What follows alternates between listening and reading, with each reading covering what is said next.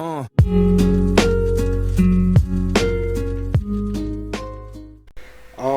hey everybody, welcome back to the channel. This is Rob here at Smirking Gun Reviews, back to talk more about our One and Done series because it's pilot season.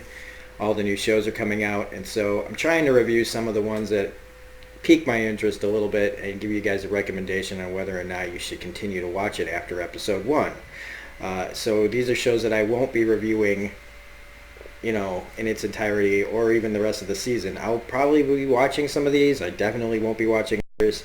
But let's talk about Perfect Harmony, the new sitcom, multi-camera sitcom on NBC called Perfect Harmony. So, full spoilers for episode 1 of this show, starring Bradley Whitford and Anna Camp. I almost turned this show off a couple of times, and not for the reason that I would have thought I was going to turn this off, which is music. I love music. Just don't like musicals, don't like choirs. If you look, I'm just not. I've never seen Pitch Perfect. You want to know why? Because I don't need to.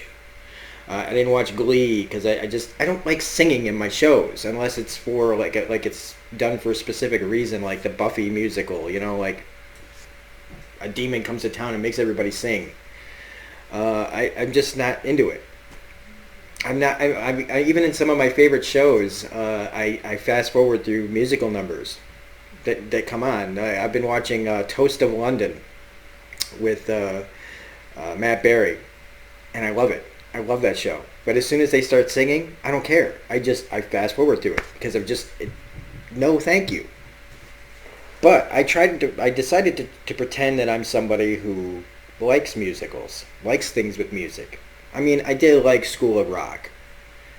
I do like Little Shop of Horrors. I like, South Park music because it's funny. But would I like this? Well, like I said, I almost turned it off twice, and it wasn't because of the music. It was just because it's just not for me. And it shouldn't be a sitcom either. If this was going to be a show, it needs to be a limited series. Something that I really wish network television would do more of, like the BBC does. They have a story to tell. They take the right amount of episodes to tell it. And for the most part, when a show is done over in London, it's over. Whether you like it or not. Sometimes that doesn't work. Not every show that the BBC does handles that perfectly. But a lot of them do. And they leave you wanting more even though the story's over. That's what this is. This should either be an hour-and-a-half movie where you just get a resolution and it's over, or a limited series of maybe 10 episodes where they just tell this little story. This is not a show that needs to go on and on and on and on. Problem is I doubt it will even last 2 seasons. Again, this is just not a very impressive outing. Even though I like Bradley Whitford, I like Anna Camp. Again, they all these shows that I've been talking about have managed to get people that I really like in them. It's just, and I love Bradley Whitford in this. I really do. But this would be great if it was a movie where the guy who lost his wife is about to commit suicide, and he just so happens to be parked outside of a church practicing choir, He's outside of a church or inside. They just so happen to be practicing their choir chops. And he decides to not kill himself. Okay, this is a pretty serious scene. The guy's ready to pop a bunch of pills and die. Instead, he goes into a church and berates all these people over their singing prowess because he's from, Princeton, they say, and he's all...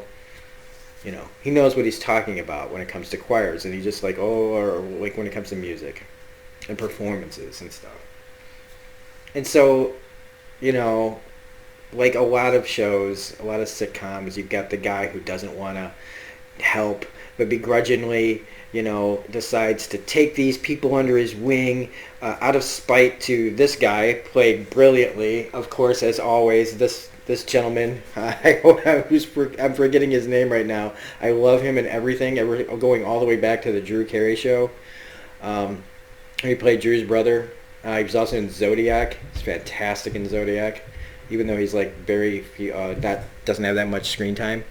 Sorry, I'm trying to keep my camera from freezing on me as usual, and so I'm pausing it occasionally. Um, and so I like the premise. It's kind of a schoolhouse rock for church choirs, but it's just, it's really just, the jokes don't land. Everything that's being set up just doesn't interest me. The whole thing where they're going against this other choir to win, and then they pull off this performance. Okay, I don't know what kind of time travel we're working with. We're like working with Game of Thrones kind of time travel here, because they go from being horrible to pretty darn good like right away. And they pull off this performance that he didn't see coming, and it's like, when did they have time to practice this? This would with these with the fact that they are so all, there's no way in fucking hell that they would be able to pull off this performance without it being like, did we just jump 2 years in time where these people suddenly learned these, skills and were able to rehearse this thing to perfection without him knowing about it? No. That just, no. And also the humor, it doesn't really land for me, except when it comes out of Bradley Whitford's mouth. And then suddenly there's like 3 other cast members thrown in at the very end. Like there's an Asian guy right back there, right? And he disappeared. And then like, where'd he go? But then there's like a couple other character actors there. There's that tall guy. Like they just kind of they disappear. They have nothing to do here, and then they show up at the end, doing like the work that of an extra would do, where pretending to have a conversation and talking like they've been here the whole time. I don't know. I won't be back for this one, and it's not because of the music. It's because I feel like this show wants to. It's if it was a limited series and it had a story to tell, fine. This feels like it wants to go on for a long time, where we'll end up getting, we'll have all sorts of just different cliched sitcom storylines, and then it'll just die a death that people just go, oh, is that gone? That's a shame. Like I said, if this was an hour and a half movie, great. If this was a limited series, fine.